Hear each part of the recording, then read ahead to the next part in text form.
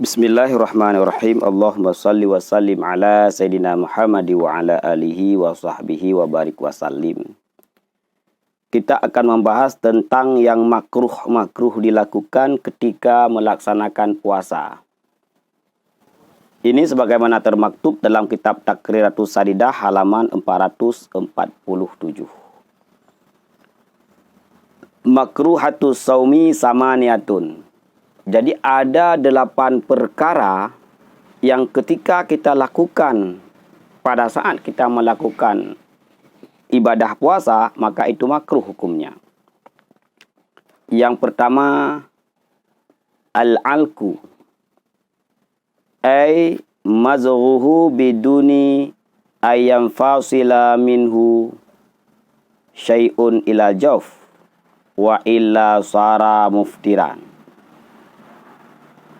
Jadi yang pertama adalah mengunyah sesuatu yang kunyahan kita kunyah bahwa tidak sampai kepada jawf, rongga terbuka. Kita mengunyah sesuatu, tetapi kunyahan yang kita kunyah ini tidak sampai kepada jawf, rongga terbuka.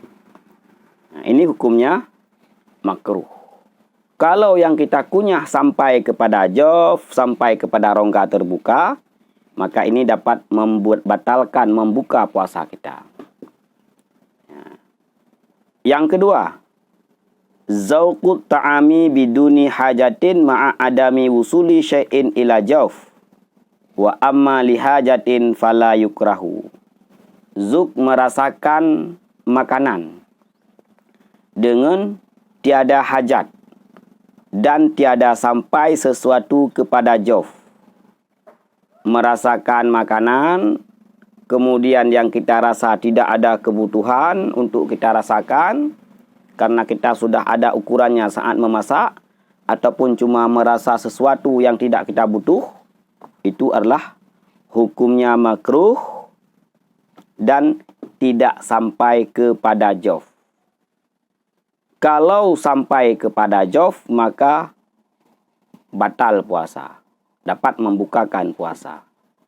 Kalau hajat, kalau ini butuh, maka tidak dimakruhkan.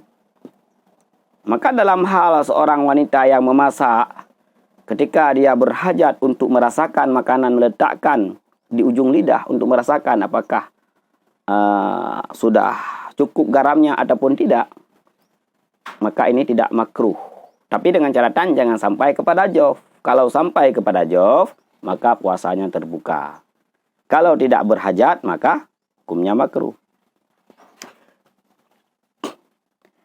Yang ketiga, al-ihtijamu wa huwa ikhrajud dami fa yukrahu khurujan minal khilafi wa li'annahu yurisu dha'fa wa kama tukrahu lahul hijamatu yukrahu lahu ay yahjuma ghairahu.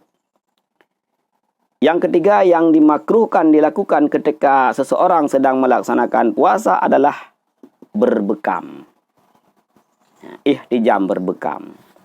Berbekam ataupun ihtijam adalah mengeluarkan darah. Jadi unsur kesengajaan untuk mengeluarkan darah. Ini makruh. Karena keluar daripada khilaf mazhab yang mengatakan bahwa batal puasa dengan berbekam.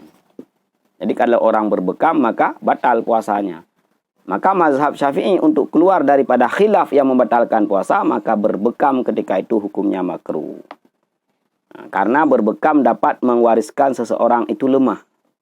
Karena keluar darahnya banyak, maka ketika dia sedang berpuasa dapat lemah. Karena tidak bisa minum.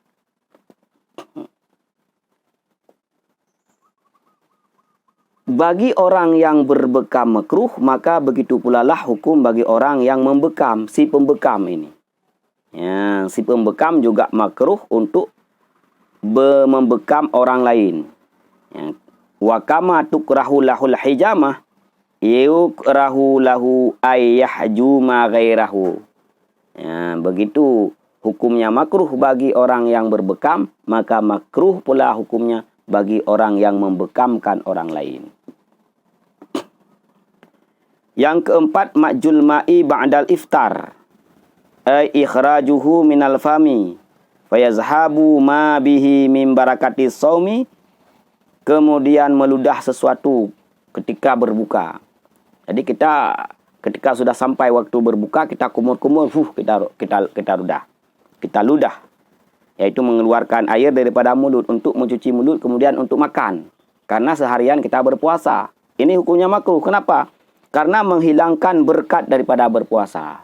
Maka keberkahan dalam berpuasa adalah ketika seseorang makan dan minum sedangkan dia dalam keadaan berpuasa dan tidak sedang mencuci mulutnya. Nah, ini hebatnya orang berpuasa. Makanan yang ia masukkan ke mulut bersamaan dengan apapun yang ada di mulutnya dalam keadaan berpuasa, belum dicuci dengan sesuatu yang lain, maka dapat keberkahan berpuasa. Subhanallah.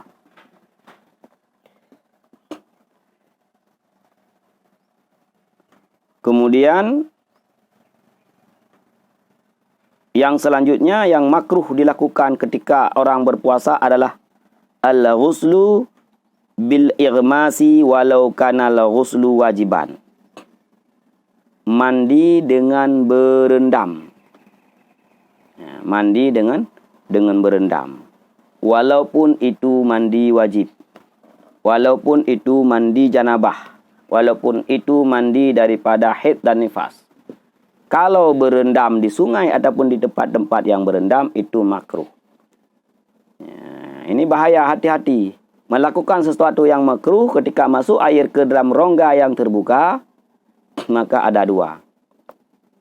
Kalau itu mandi wajib, dan kalau itu mandi bukan mandi wajib. Mandi yang disyariatkan ada pembukaan. Ketika masuk air, kedua-duanya pun dapat membatalkan puasa. Jadi berendam di dalam air, walaupun mandi janabah maka hukumnya makruh. Ketika makruh, masuk air ke dalam rongga terbuka, puasanya batal. Kemudian yang keenam, as-siwaku ba'da zawali li'annahu yuzhibu raihatat fami. Siwak sesudah tergelincir matahari, itu hukumnya makruh karena dapat menghilangkan baunya mulut orang yang berpuasa. Namun dalam hal demikian ada ikhtilaf. Waqtaral Imamun Nawawi adamal kirahati. Sedangkan menurut Imam Nawawi tidak makruh.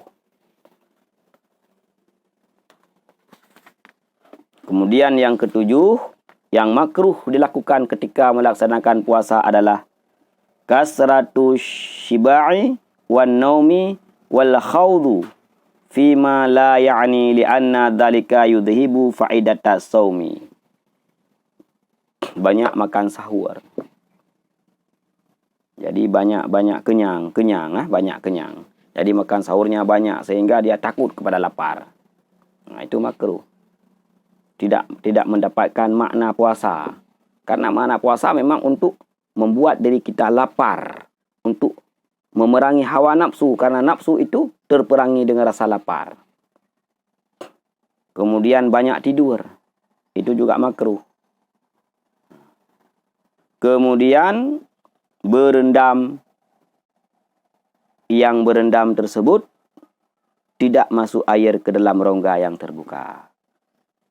Karena perbuatan yang demikian, yaitu makan sahur begitu banyak, tidurnya banyak, kemudian berendam di air, itu dapat menghilangkan faedah daripada berpuasa. Apa faedah berpuasa? Adalah memerangi hawa nafsu kita, yaitu dengan teknik lapar, dengan teknik menahan haus.